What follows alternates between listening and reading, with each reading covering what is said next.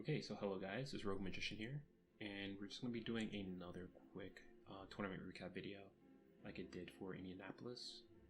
This time, this is going to be for YCS Richmond, and I wanted to do this because for like the most part, this is going to be probably like the last tournament recap video I'm going to be doing for a while because we're pretty much out of the YCS season now.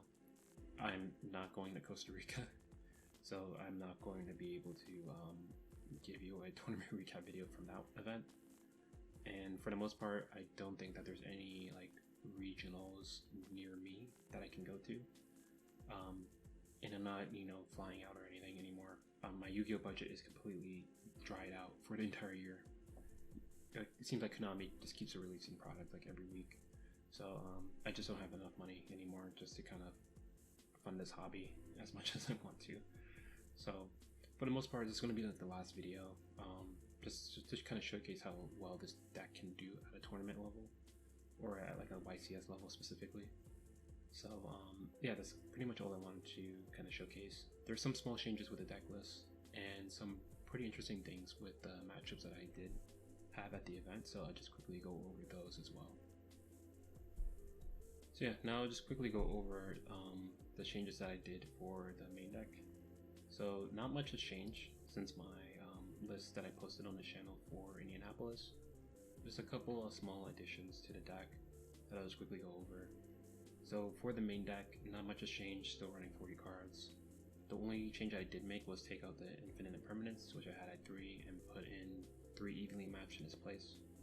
So the rationale for this is, again, mainly for Vanquish. So if you're familiar with my tournament results at Indianapolis, I lost twice earlier on to Vanquish, and I didn't really have like a good way to deal with that deck. I wasn't really prepared for it, so this time I decided to put these in because this card kind of blows them out pretty easily.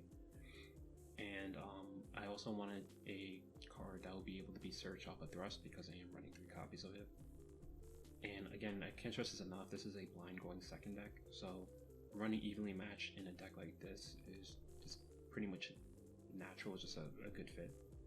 So it kind of checked all the boxes. It also works really well against some of the decks in the meta, specifically Rescue Ace, which I was expecting to be the best deck in the room, which it obviously is. So yeah, again, it just checked all the boxes for a card that I needed in its place to kind of handle the decks that I was kind of struggling against. And now I'll just quickly go over my matchups at the tournament in Richmond. So I'll probably put it in B-roll so you can kind of see it a little bit better, because before I had it on like some janky notepad. But now I actually just took a screenshot of the pairings before the event ended. I'm not sure why round 9 never updates for whatever reason, but the final record was 6 wins and 3 losses.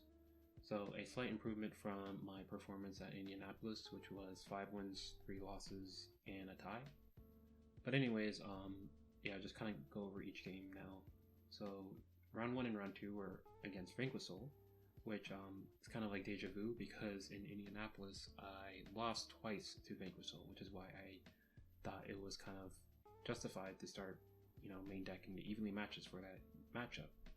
And I have to say that the evenly match put in so much work in those specific matchups.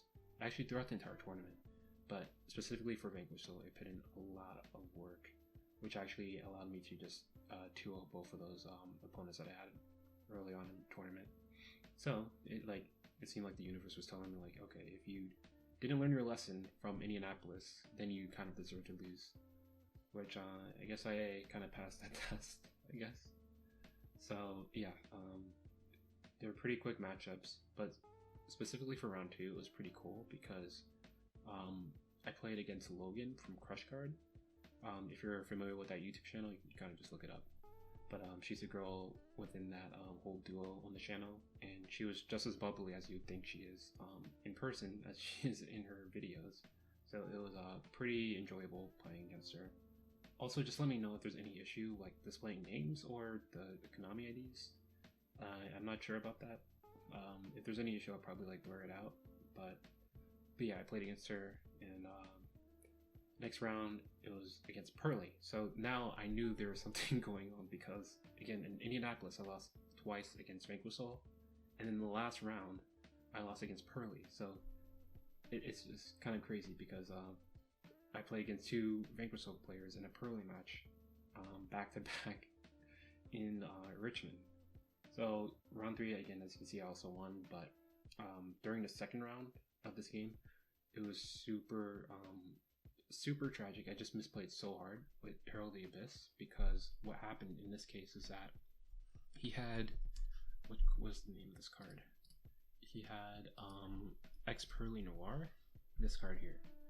He had this card, but he had the freaking level 1 card, this card. So I called Dark Fairy, and he just sends this card. He sends this card instead of the X Purrely Noir, obviously. And it's what was even more bad about this play is that I thrust into this. I could have done any other play, but I decided to go for the Herald the Abyss and just completely misplay. So it goes without saying that I lost that round, obviously. But round 3, I was able to win. He didn't really have a good play. I think I had Droll Lockbird or something. I'm not sure what happened, actually. I was just more concerned about that horrible misplay round 2. So, geez. This is the first time I actually even resolved that card in person. So, I chalk it up to inexperience if I'm going to be like shareable to myself. So yeah, that was all for those matchups. So moving on to the next round. Again, at this point I'm undefeated, so I was pretty nervous. But that was just completely compounded once I realized who I was playing against. So if you're not familiar with the name, this is actually Mega Capital G, which is another YouTuber. So at this point I played against 2 YouTubers. And I was like, oh my gosh. Because this one, for him, I've been subscribed to him for like almost over a decade. So it was just kind of weird seeing him in person, let alone playing against him at a YCS. So that was pretty interesting, at least for me. But in terms of just like the first impression, it was just so tragic because so many things went wrong in the game. First off, he was playing Runic Stun, so I don't really have to explain anything else besides that. But just jokes aside, you know, Runic Stun is fine. I just don't want to play against it. And at some point there was some confusion as to whose end phase it was, because there's some confusion as to the rulings with Omega and Gozen match, like how it gets returned to the field or if it goes to the graveyard. So we cleared it up pretty easily, but that just ate up a lot of time that we could have saved for the end. But overall, game 1 I lost. I was going to get decked out, so I scooped it up.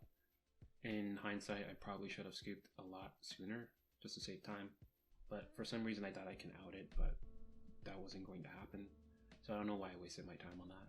Round 2, pretty much the exact same thing happened. He just kind of tried to floodgate me out of the game. But I hard drew the Duster and cleared his board, essentially. So he just scooped it up. But with just how much like communication issues there were in that game, we only had 3 minutes left.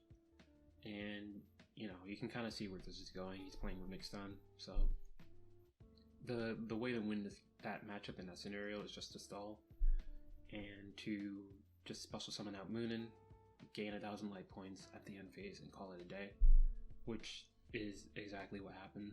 So again, it was just such a tragic game. And what was even more tragic is that once he passed it over to me, I had 20 seconds left. My hand could have broke his board.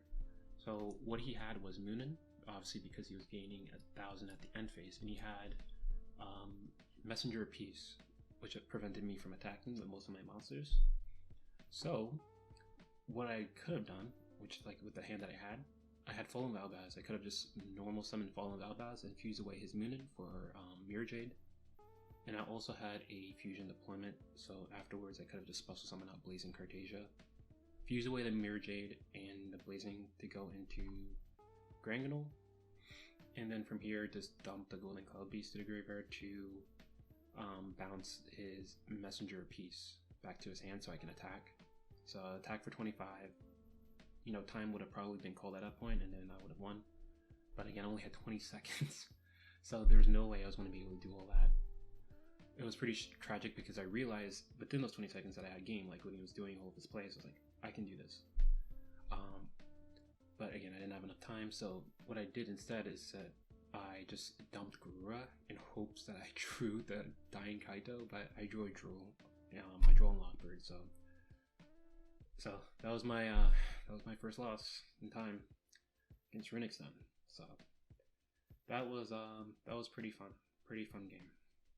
So yeah, moving on to the next games. Round 5, pretty easy. It was against Mannadium. It was the quickest game that I had the entire tournament. Again, this deck just performs really well against synchro-based decks, specifically Mannadium, because it's the most meta right now. Again, Ultimate Slayer just completely stretched their boards. And round 2, we basically did the exact same thing, but I baited out his trap. So I was able to, again, bounce the Baron and the Despater pretty easily. It was just really easy matchup. So at this point, I'm 4-1. Next game was against Rescue Ace, and this one was another tragic game, unfortunately, because at one point I had Sanctifier on board, and for some reason I didn't realize that Access Code Talker doesn't target. So for some reason, at one point I was able to bounce one of his monsters. I could have bounced his Access Code Talker to prevent it from popping my entire board, but I popped his Fenrir instead with Golden Cloud Beast, which was the stupidest play, because he right afterwards he just non-targeted destroyed all of my monsters, even my Sanctifier on board. For some reason I just assumed that Access Code Talker was going to target this, but Access Code Talker doesn't target. So I just wasted that bounce for no reason, and he just wiped my board. So that was a very stupid misplay on my part. And round 2, I drew 2 evenly matched. So he had a Baron, I think. He negated 1, so I dropped a second one, but he didn't leave a monster on board like I thought he was going to, so the Matrix didn't really have much effect at that point of the game. And yeah, he just kind of out-resourced me after that because he drew her, what was it, the Field Spell, the HQ card that kind of recurs everything.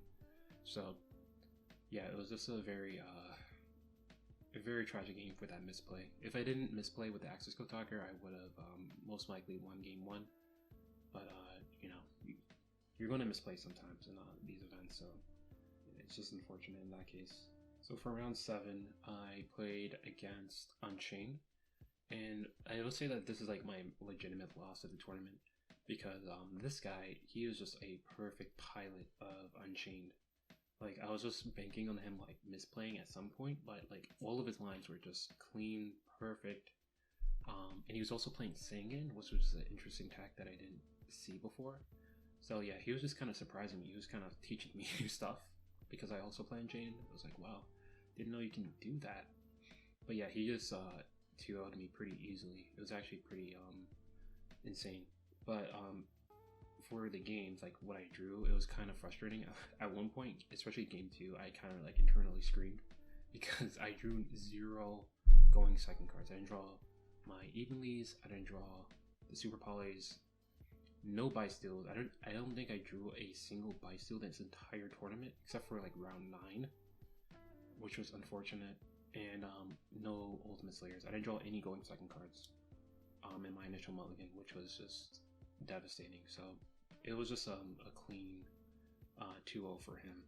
But yeah, props to him because he piloted that deck almost perfectly.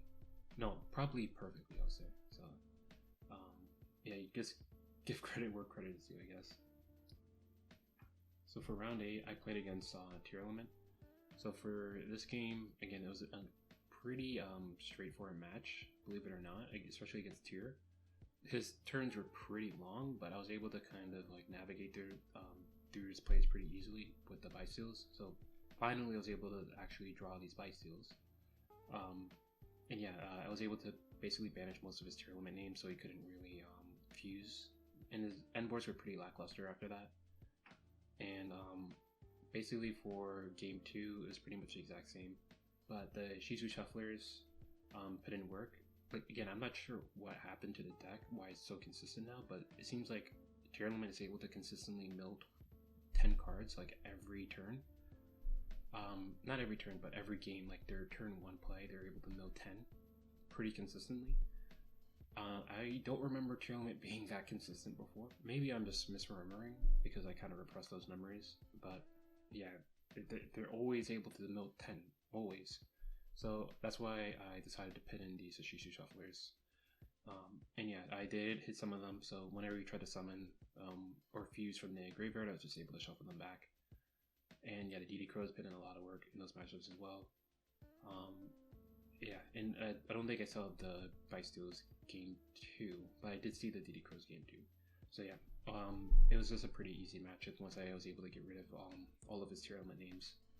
So yeah, it was a pretty straightforward game 8, and for round 9, I played against Unchained.